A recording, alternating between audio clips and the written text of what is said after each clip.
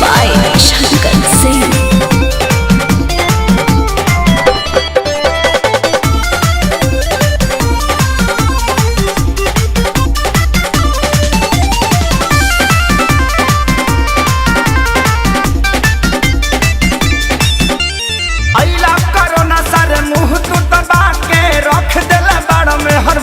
बना के अरे गाना गइबो कि कामो करबो? अरे यही ला कोरोना सारे मुंह तू दबा के रख देला बाड़ा में हर मौगा बना के।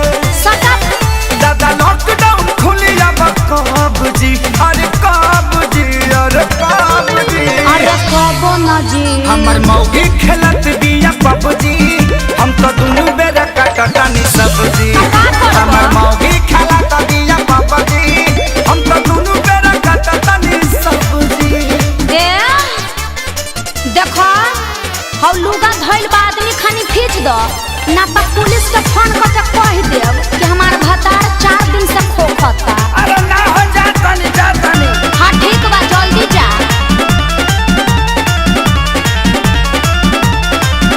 घरवा में सूती उता करतिया सहो, फूकी फूकी चूल्हा हमारा निकलता गैस हो। अरे घर में मत छोड़ो प्रदूषण हो जाई।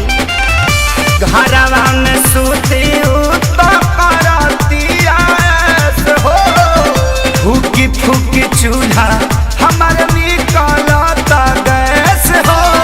झाड़ू लगाई फिर पोछा लगाई, अपन दर्द के तना ले बता। हाँ तो बैठ के हुड़बा। बाबू दिन तू देखौला ए राम जी, अरे राम जी, अरे राम जी। हमर मौगी खेलत बिया पबजी, हम तो दुनु बेरा काटतानी सब्जी।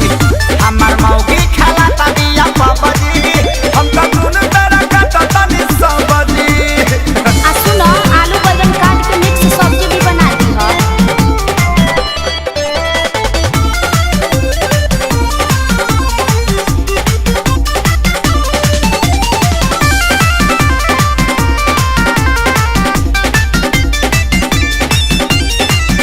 माझी माझी बरतन दर्द करता कालाई, अब से करोना सरऊ लेला तू विदाई।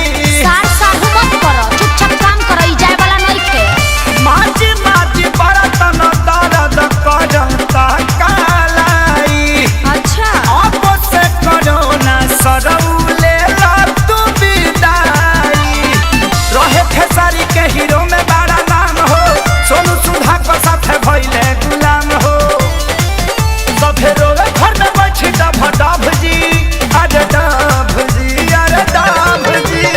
अल्ले मेला बच्चा। हमर मौगी खेलत बिया पबजी, हम तो दुनु बेरा कटतानी सब्जी। हमर मौगी खेलत बिया पबजी, हम तो दुनु बेरा कटतानी सब्जी। चुप रह जानू रिवाइटल खा के काम करत रह।